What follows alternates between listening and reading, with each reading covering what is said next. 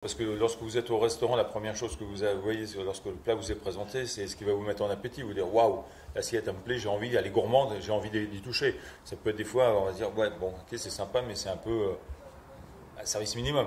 Donc déjà, c'est le premier aspect, ça va déjà enclencher une envie de goûter.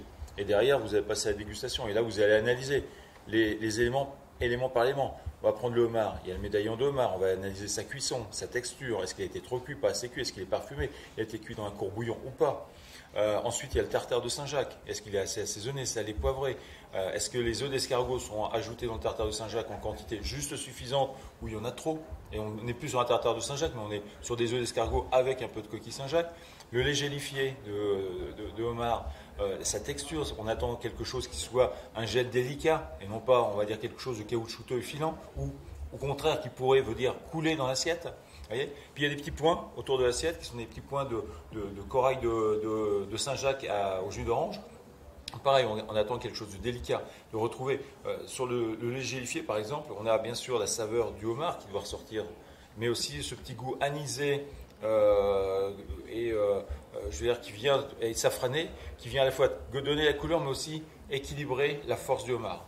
Donc, vous voyez, c'est plein de complexes. On va analyser élément par élément, et puis à la fin, parce qu'on est dans un jury, et puis à la fin, on va prendre une belle cuillerée de l'ensemble de ces éléments, et puis là, on va avoir un développement dans la bouche de tous ces arômes, et voir si c'est équilibré, voir si c'est bien assaisonné tout en ensemble, et si c'est aussi à la bonne température.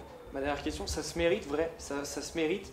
Il faut être au niveau et représenter tous ces critères pour devenir MOF.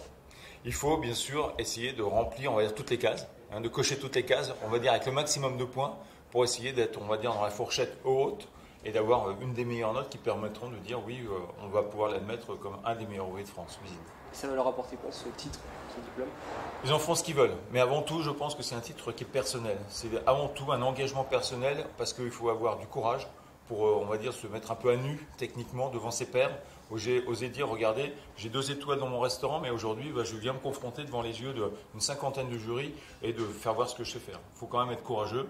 Et puis derrière ça, ça peut, on va dire, engendrer, on va dire, des avantages commerciaux. Un titre de meilleur ouvrier de France, ça va attirer un peu de clientèle. Vous allez pouvoir aussi faire du conseil, enfin, de multiples utilisations. Mais avant tout, c'est quelque chose qui est, on va dire, plutôt personnel. Merci. Je vous en prie.